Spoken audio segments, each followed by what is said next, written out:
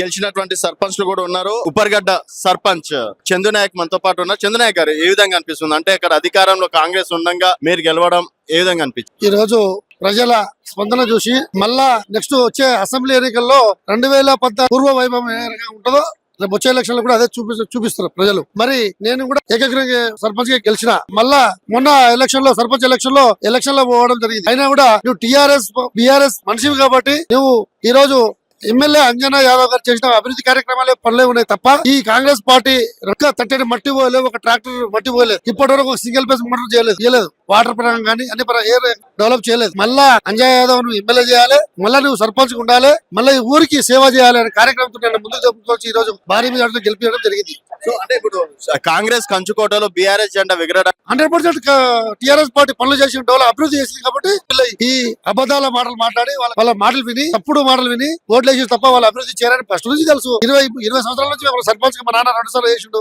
నేను 2 సార్లు, ఇప్పుడు 4వ సారి సర్పంచ్ కాబట్టి కాకపోతే అభివృద్ధికే పట్టం కడతారు ప్రజలు తప్ప మోసపోయి వేసిన మొన్న ఎలక్షన్ లో ఓట్లు.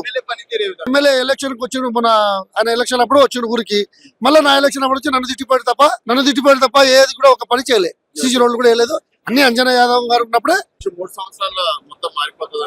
3 సంవత్సరాలు కాదు, 1 సంవత్సరమే, 6 నెలలు ఆగుంటే మీ కాంగ్రెస్ పార్టీ భరతం పట్ట రోజులు దగ్గరలో ఉన్నాయి. మిమ్మల్ని ఉరికిచ్చి కొడతారు ప్రజలు.